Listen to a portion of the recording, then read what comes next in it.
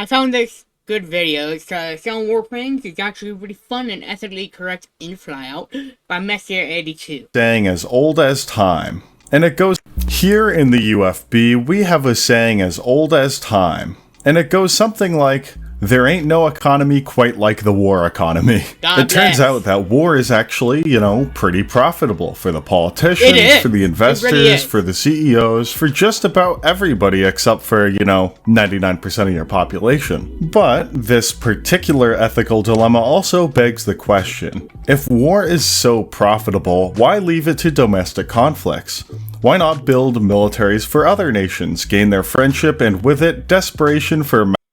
It's actually what the United States does. It's called the F-35 program. Where the United States sells a lot of F-35s to a lot of nations. Including but not limited to Poland, South Korea, I think Ukraine has a couple. They also sell the F-16, because that's been dated into oblivion. And we don't really need the F-16 no more, because we have the F-35 and F-22. We don't sell the F-22, though. For massive loans in the event of a conflict. Instead of putting all of your eggs in one particularly war economy-shaped basket, what if we diversified to sticking our fingers in everyone else's pies as well? All while strengthening our bonds with our co-belligerents and allies, building our beautiful machines of destruction under the guise of defense and security, foreign and domestic. Well, that's essentially what the export... I love war capitalism. All my homies love war capitalism. Export fighter market is all about. Surely you've heard of some famous homegrown fighter aircraft such as the F-104 Starfighter, the MiG-21, the Northrop F-5, or the... This one's sold to, I think, Japan. This one's also sold to Japan. Was sold to Iran before they broke ties with the United States. The MiG-21 is sold to North Korea before Russia got themselves into a jam. Or the Mirage 3 and 5. All machines... The Mirage 3, you can see it right there, sold to Pakistan. It's made in France, and it's sold to a variety of countries, like I think Germany, the United Kingdom, I think Japan too. All machines costing governments across the world billions of dollars to produce, maintain, upgrade, and destroy in whatever global conflict they might find themselves involved in. These fighter aircraft all achieving We saw that in Ukraine. The vast majority of stuff the United States is selling to Ukraine right now has an expiration date, but because Ukraine is currently Ukraine, that means Ukraine is destroying all this stuff because it's a war zone. And therefore, the United States doesn't need to spend a lot of money on getting rid of that stuff. Because it's already going to be destroyed anyway, so why not sell it to Ukraine? Varying levels of success in their home nations were meant for a little bit more than just simple homeland production and defense. Whether they were made for it or not, they all happen to be some of the most purchased aircraft across the world as an export fighter. Today, I plan on not only explaining a brief overview of two of these four aircraft, but to truly capture the essence and greater purpose of these export fighters, I also plan on 3D modeling and structuring my very own loosely simulated warplane economy, all with the help of Flyout, like 5 of my Discord friends, and a server where we keep coming up with stupid ideas for each other's countries. But before we jump into the wonderful war economy, global politics, and pointless propaganda we made for our country and fighter planes, as well as the fact that my sales model is more similar to that of a car dealership, Yeah, that's a car dealership. And car dealership in the way that, look at all of this. It's, check, and it's, you can see this with a lot of marketing material. Especially for more modern AI software. You can see it with, I think, Claude and ChatGPT have that, where they have certain things where it does not feature, and then it's look at all the things that our product features. That's a big thing in marketing. Ship than it is a military. It is time for the Messier 82 official history lesson on some of the most iconic planes of all time, depending on who you ask, of course. The first jet we'll be looking at today is the Mikoyan MiG-21, one of the most legendary aircraft ever produced, and what inspired a decent chunk of this project. Besides having vodka to cool its radar, this aircraft is actually famous for other reasons. To this day, it still holds the record for the most produced supersonic jet in aviation history. It's also I think this is the jet that the pilots got drunk off of the alcohol used to cool the jet down.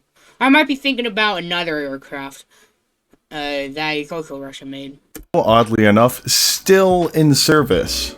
As of 2025, several hundred MiG-21s remain in service across the world, making this 80-year-old fighter jet not only a flying museum piece, but a flying museum piece that could hypothetically be seen in an actual combat scenario. Think of it as the fighter jet equivalent of a clapped-out 90s Honda Civic, or an AK that's more rust than metal in the hands of some child soldier from a third world country.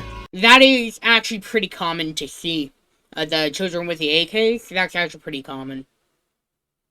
You mostly see it in underdeveloped countries like Somalia, Yemen, I think Sudan, and we might see it in the future in Iran. Yeah, you mostly see that, the children using the AKs,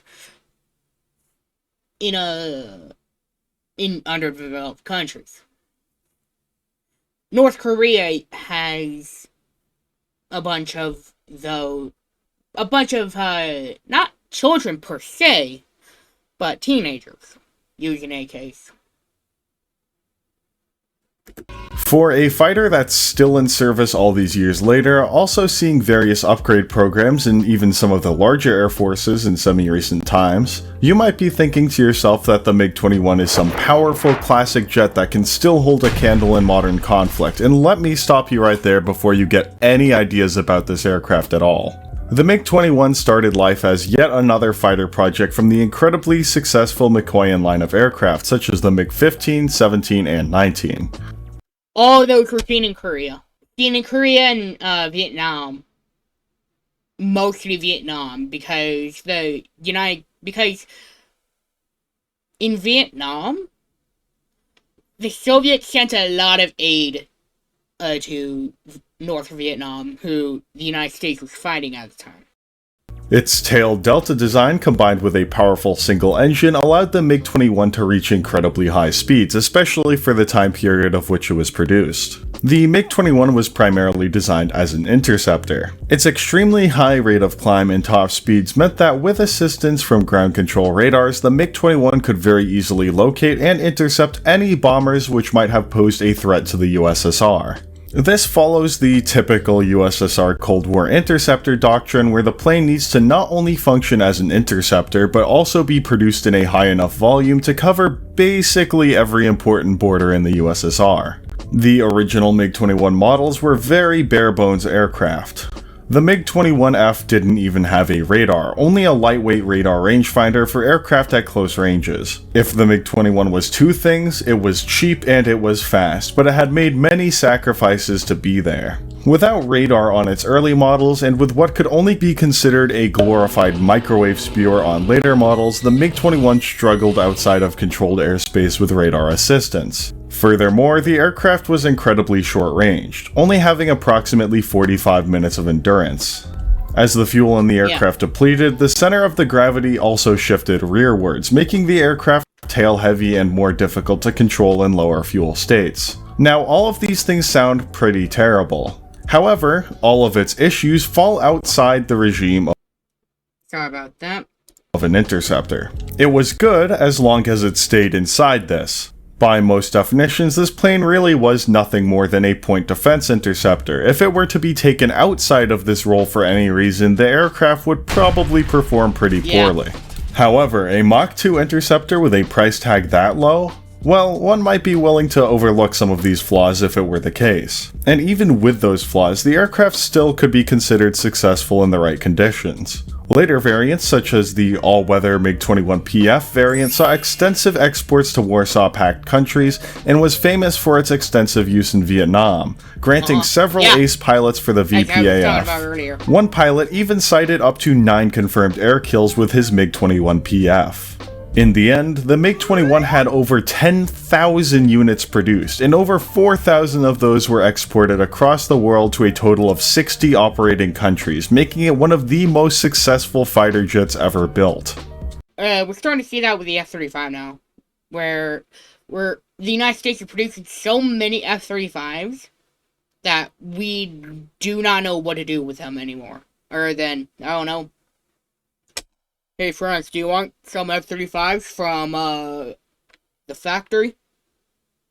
Most of the time, countries are saying, yeah, we do want the F-35, because it's one of the best aircraft in the world. We would see several parts of the MiG-21 reflected pretty significantly in the aircraft, from its single engine to its tailed delta configuration.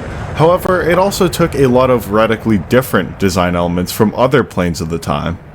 The second jet we're going to be looking at is radically different, however it is a personal favorite of mine, and interestingly enough, it didn't actually start its life as a fighter aircraft. Of course, I am referring to the airframe which gave birth to the F-5. This airframe is the Northrop N-156, an airframe with an oddly backwards history different than most fighter jets. The Northrop T-38, the trainer jet variant of this airframe, actually came first as the world's first supersonic trainer jet. The N-156 airframe was also tested for its capabilities in combat, with the N-156F attempting to be a lightweight tactical fighter for the US Air Forces capable of operating from rough terrain, conducting ground strike operations, and carrying nuclear payloads in the event of atomic escalation. Ultimately, the program failed, actually. The F-5 was not selected for a fighter role within any branch of the US Armed Forces, and it was chalked up as another one of many failed projects from Northrop. That is, until a few years later, in 1962, when America decided to build a low-cost export fighter. The F-5 is a rather unique-looking airplane and also featured many design elements that would eventually be utilized in future US fighter projects.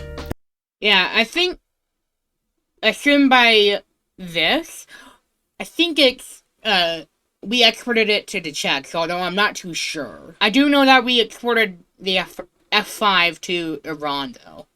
Because, we were seeing some of these over the Middle East being flown by Iran to bomb US bases. Its area rule-informed body gave way into barely swept wings with a strong taper and a small leading edge extension in the front. Much like the MiG-21, the earliest variants of the F-5 did not carry a radar, only 2 nose-mounted M39 cannons, but that's because the F-5 wasn't ultimately trying to be an air-to-air combat jet. As mentioned earlier, ground attack was far more the focus, and for this purpose, the F-5 was incredible for a variety of reasons. The F-5E, for example, at 7,000 pounds maximum external stores, could theoretically carry about 70% of its own empty weight in just external payload. I actually didn't know that about the F-5. I just knew that we exported it to Iran before the Iranian Revolution. Show you just how insane that is for a fighter jet. The F-35, maybe 30%. Maybe. And again, it's one of the best aircraft in the world. 30% of its own body weight can be carried, can be munitions. The aircraft, and then 30% of it being munitions.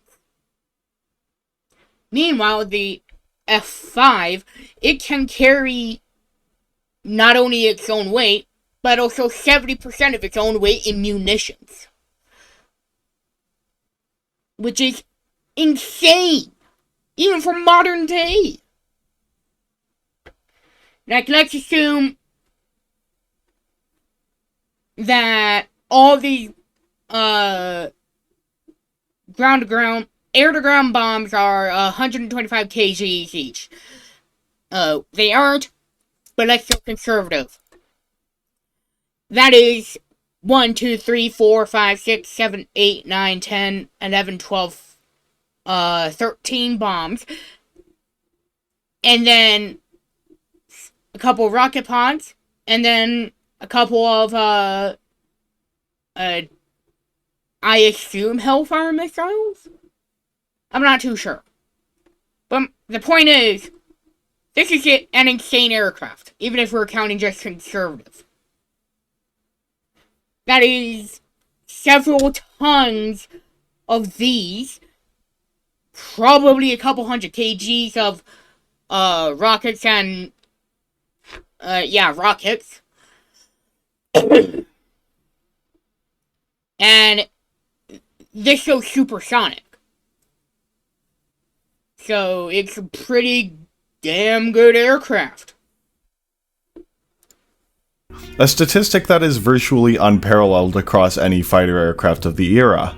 The implication that this plane can carry nearly its own weight under the wings on pylons is wild in the first place, but it gets even more insane when you compare it to our friend from earlier. To give you all an idea, the MiG-21 BIS could only carry approximately 22 to 25% of its own empty weight, depending on sources. Even though the United States Armed Forces contractors abandoned the F-5 like a child in a hot car, the F-5 still found great success outside of the United States, with over 2,600 units produced, nearly 100% of which being operated or sold to countries outside the US. Much like the MiG-21, a limited number of F-5s are still in service around the world in countries such as Iran and the Republic of Korea. And believe it or not, my 4-foot tall on a good day manlet of a former roommate who is undoubtedly watching this right now is an F-5 hater. So show your support for this awesome plane by making sure to hate on Parker in the comments below for not liking it. But all my homies hate Parker. Anyways, I feel like we learned a decent amount from these aircraft. These two jets were built for wildly different roles in combat, as well as with entirely different circumstances within their domestic nations. Yet still, at the end of the day, both of them made rather successful export fighters. So with so much difference, what exactly was in common? For one, both of these planes were very inexpensive when compared to other fighter aircraft of the time. This guaranteed that nations could, actually afford them. Furthermore, neither of these planes were particularly complex. Both the MiG-21 and F-5 were designed with ruggedness in mind, forming the foundation of a reliable and easy to maintain aircraft. Low cost, effective within their intended roles, and easy to maintain? For any developing nations without domestic combat aircraft production, there's nothing more that you could possibly ask for, which is why these aircraft saw so much success outside of the US and Soviet Union. So, yeah, what he's basically saying is you want the aircraft to be cheap. You want it to be cheap, easy to maintain, and reliable. That's basically what he's saying. So let's try to remember all these things while building our own export fighter. Much like the MiG-21 and F-5, this plane will form the basis of our country's export markets starting in the late 1960s. Instead of putting out some slop video on stealth for the 40th time, let's make something a little bit more refined, a little bit more rugged, and maybe even something that doesn't make the maintainers want to kill themselves every time they have to do their job. And all I want to say, I think the final project hit these marks fantastically. So let's get on with it.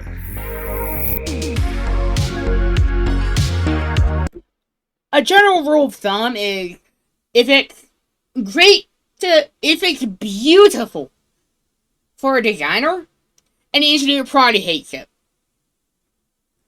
The guy in the back trying to maintain the aircraft probably hates it. A good example, I think the F-22 has that problem, where it's an amazing aircraft. I could spend like 20 minutes glazing the F-22, but I would have to admit, it's a nightmare to maintain because it's a stealth aircraft. And by the nature of stealth aircraft, it is a nightmare to maintain. the paint that you need to do in order to keep the stealth aircraft stealthy. And the shape of the aircraft matters, and if it's off by even a couple micrometers, then it's no longer stealthy.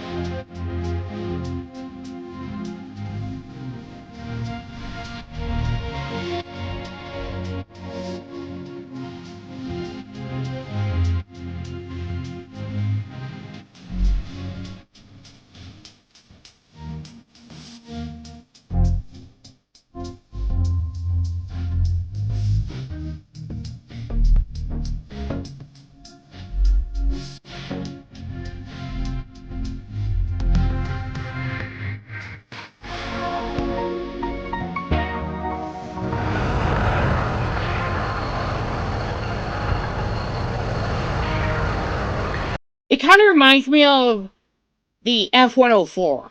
It kind of reminds me of that. That and the F-5, which probably is what SDA-82 loosely bases off.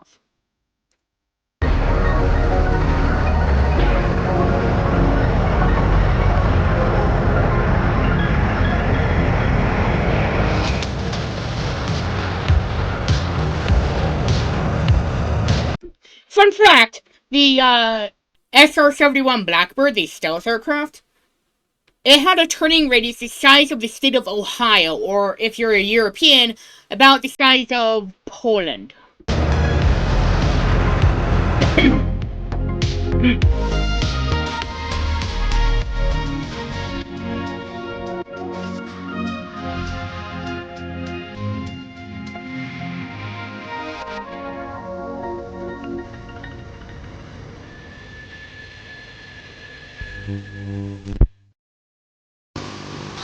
You, Beauville.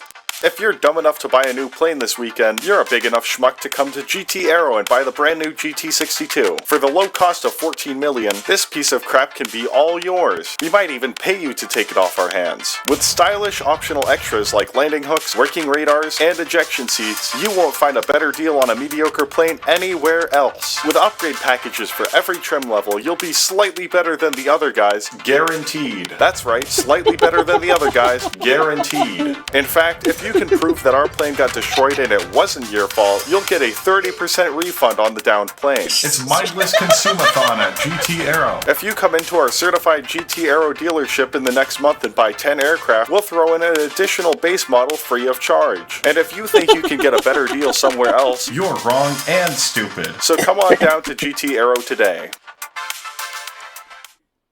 All my homies So know as the you GT can tell from Aero. our beautiful advertisement, many people went to purchase our planes. And I mean, when the initial investment for these things is only $14 million per airframe, why wouldn't you buy one? While several varying limited production runs of this aircraft were shipped across the globe, the primary 14 million purchasing may seem like a lot, but for an aircraft, it is extremely cheap. Like, most aircraft, I think cost around 30 mil. And that's for a mediocre aircraft. nations of these aircraft were these two countries, the SCSR and Bastille. The primary consumer, the SCSR, is a small socialist group of nations in the southern hemisphere with absolutely zero affiliation to the UFBPRH Cold War. Too far south for agriculture, most laborers in this country work in mines for pennies a day. The SCSR bought exactly 50 of these planes in order to keep a squadron of 40 active air. Just, 50 aircraft is really, not a lot, but for a purchased aircraft, that is a lot. Of aircraft.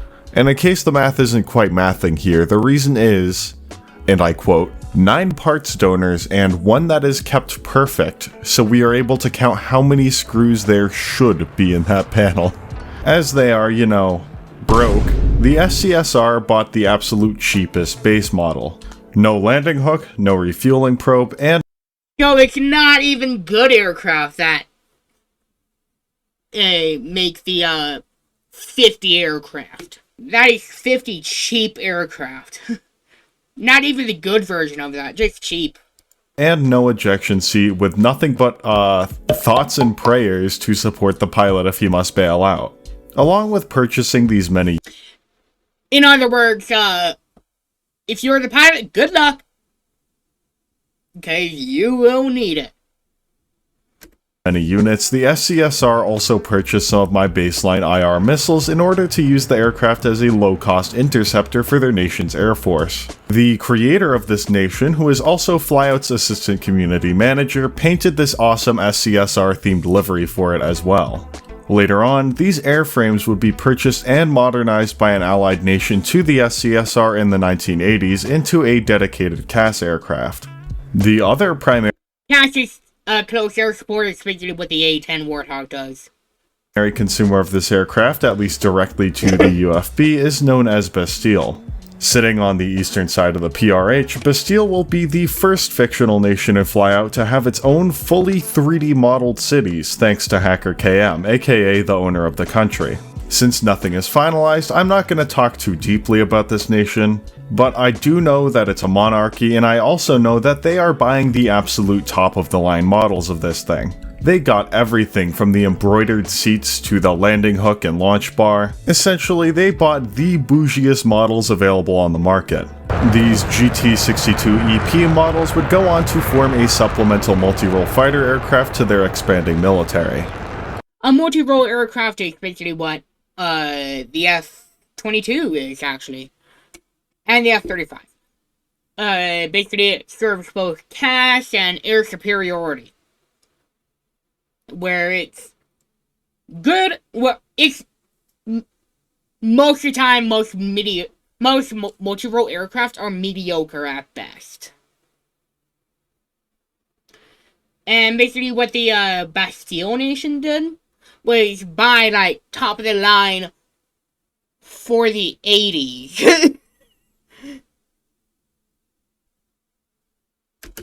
Since this is so much information I just dumped on y'all, I also made a convenient graph for both my buyers and my audience. With all these different trim levels, do you know what the best part about it is? Almost all of the parts are designed to be modular. The mounting positions for the ejection seat or the fuel lines for the fixed probe are mounted in every model, meaning that for a fee, the models can be traded in and upgraded at the discretion of the operating country. Of course, they're gonna need to send it back to a GT Aero dealership back in the UFB to get it serviced. And there's gonna be an extra $250,000 service fee for shipping and handling, but that's still a hell of a lot cheaper than buying a whole new plane. Anyways, by the time this video comes out, I will likely be walking in my graduation ceremony, even though I technically still have a couple of summer classes to take, which is signaling the terminal phase of my YouTube career, unfortunately. While I don't think I'm gonna disappear, by the time I get a job and move on with my career, there won't be a lot of time left over for YouTube. I had a good semester, ending university with high honors. Since I don't exactly know about my future in video production, I did want to give some guarantees to you guys.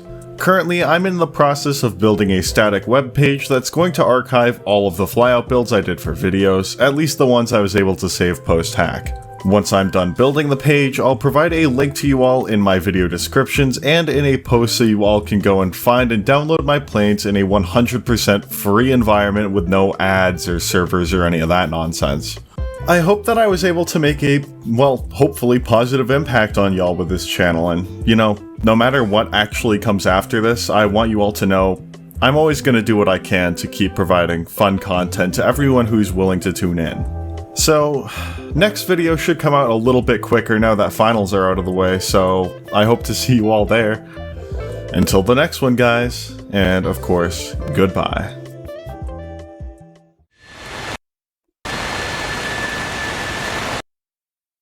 Go give some love to Messier82. Like, subscribe, and press the bell on him. And do the same for me. Like, subscribe, press the bell, leave a comment.